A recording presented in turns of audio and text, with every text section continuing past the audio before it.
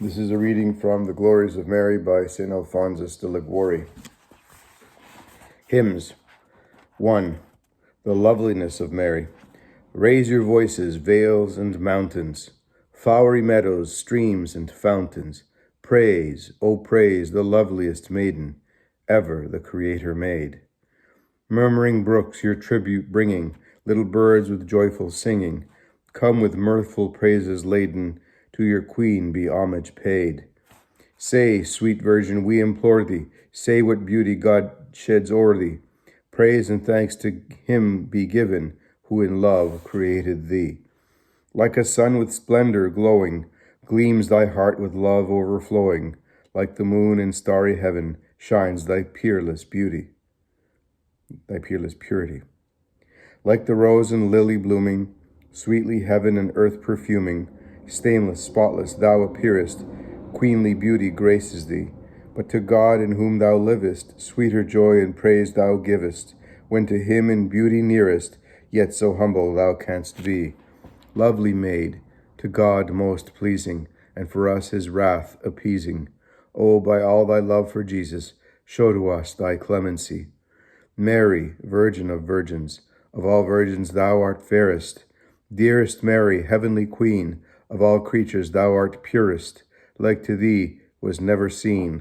Thy sweet face is like the heavens, full of grace and purity. Beauty so divine adorns it, God alone surpasses thee. Thy bright eyes with love are beaming, like twin stars of heaven they shine, and thy looks are flaming arrows, wounding hearts with love divine.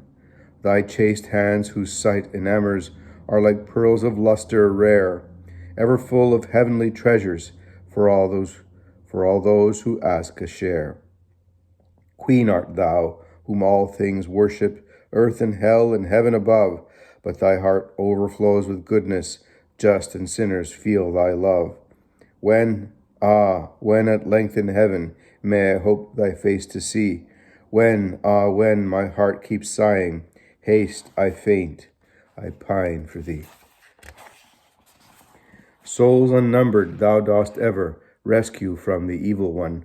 Dearest Lady, grant me also not to lose thy blessed Son. Him who gave us such a mother, let our grateful songs proclaim. Loving hearts and joyful voices praise her great Creator's name. Glory to the name of Mary.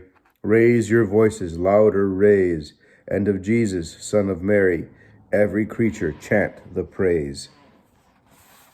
Part the 5th. Practices of devotion in honor of the Divine Mother. The Queen of Heaven is so gracious and liberal, says St. Andrew of Crete, that she recompenses her servants with the greatest munificence for the most trifling devotions. 2 conditions, however, there are. The first is that when we offer her our devotions, our soul should be free from sin. Otherwise, she would address us as she addressed a wicked soldier spoken of by St. Peter Celestine.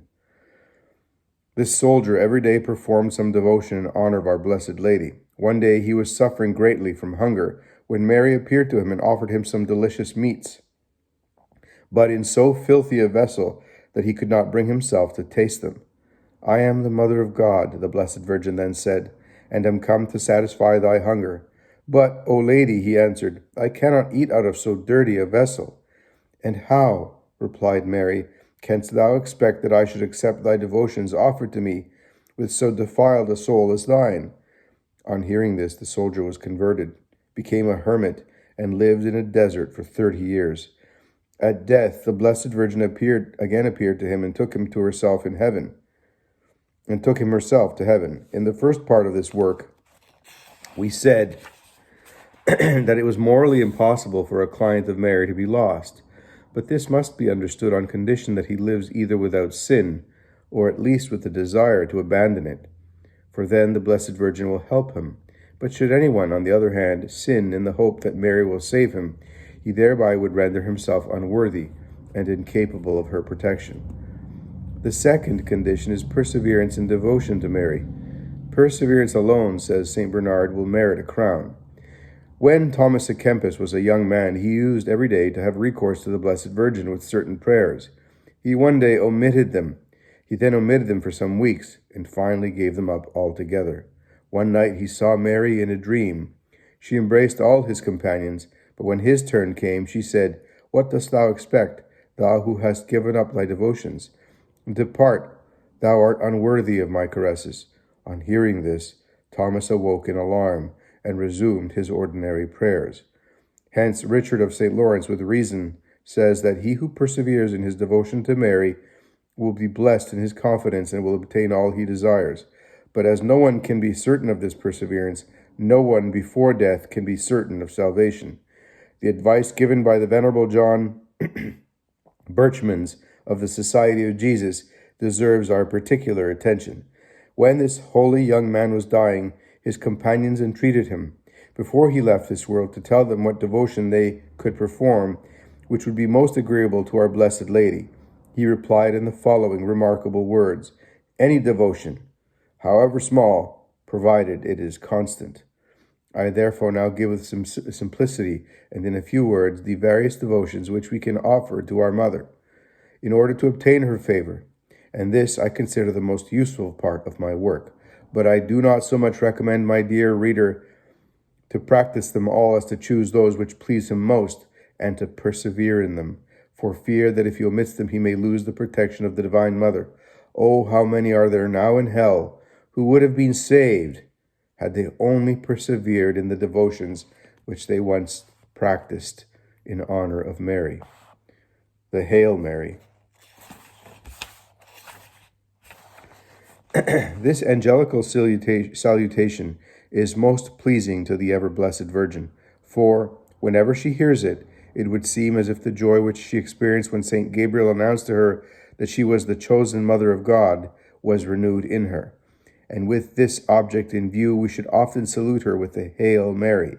Salute her, says Thomas à Kempis, with the angelic salutation, for she indeed hears this sound with pleasure. The Divine Mother herself told St. Matilda that no one could salute her in a manner more agreeable to herself than with the Hail Mary. He who salutes Mary will also be saluted by her. St. Bernard once heard a statue of the Blessed Virgin salute him, saying, "Hail Bernard." Mary's salutation, says St. Bonaventure, will always be some grace corresponding to the wants of him who salutes her.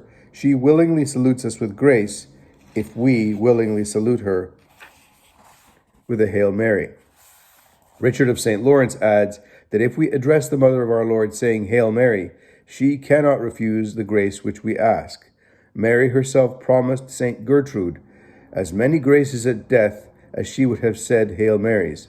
Blessed Alan asserts that as all heaven rejoices when the Hail Mary is said, so also do the devils tremble and take flight. This Thomas à Kempis affirms on his own experience, for he says that once the devil appeared to him and instantly fled on hearing the Hail Mary.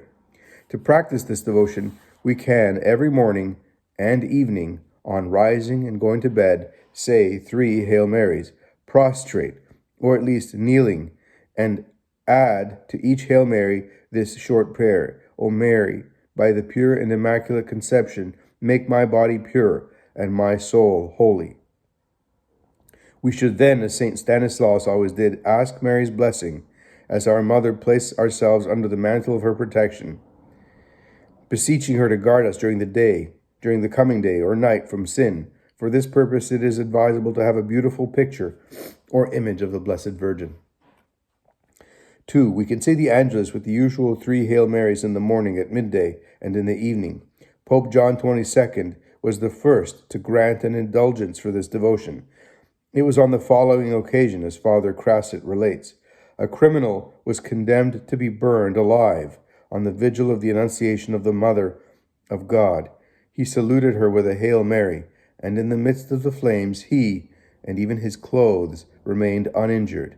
In 1724, Benedict XIII granted 100 days' indulgence to all who recite it, and a plenary indulgence once a month to those who during that time have recited it daily as above, on condition of going to confession and receiving the Holy Communion, and praying for the usual intentions. At the end of each Hail Mary may be added, "Thanks be to God and to Mary." Formerly, at the sound of the bell, all knelt down to say the Angelus, but in the present day there are some who are ashamed to do so. St. Charles Borromeo was not ashamed to leave his carriage or get off his horse to say the Angelus in the street, and even sometimes in the mud. It is related that there was a slothful religious who neglected to kneel at the sound of the Angelus bell. He saw the belfry bow down 3 times, and a voice said, "Behold, wilt thou not do that which even the inanimate creatures do?" Here we must remark that Benedict XIV directed that in a Paschal time, instead of saying the Angelus, we should say the Regina Caeli, and that on Saturday evenings and the whole of Saturday, the Angelus should be said standing. We can salute the Mother of God with a Hail Mary every time we hear the clock strike. Blessed Alphonsus Rodriguez saluted her every hour, and at night angels awoke him, that he might not omit this devotion. In going out and returning to the house, we can salute the Blessed Virgin with a Hail Mary, that both at home and abroad she may guard us from all sin, and we should each time kiss her feet, as the Carthusian fathers always do. We should reverence every image of Mary which we pass with a Hail Mary. For this purpose, those who can do so do well to place a beautiful image of the Blessed Virgin on the wall of their houses, that it may be venerated by those who pass. In Naples, and still more in Rome, there are most beautiful images of our Blessed Lady placed by the wayside by her devout clients. By command of the Holy Church, all the canonical hours are preceded by a Hail Mary and concluded with it. We therefore do well to begin and end all our actions with a Hail Mary. I say all our actions, whether spiritual, such as prayer, confession, and communion, spiritual, reading, hearing sermons, and the like, or temporal, such as study, giving advice, working, going to table, to bed, etc. Happy are those actions that are enclosed between 2 Hail Marys.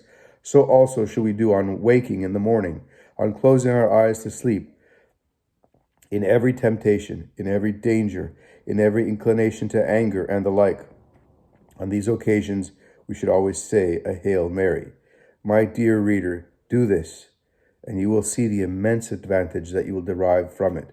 Father Auriemma relates that the Blessed Virgin promised Saint Matilda a happy death if she every day recited 3 Hail Marys in honor of her power, wisdom, and goodness. Moreover, she herself told Saint Jane Frances de Chantal that the Hail Mary was most acceptable to her, and especially when recited 10 times in honor of her 10 virtues.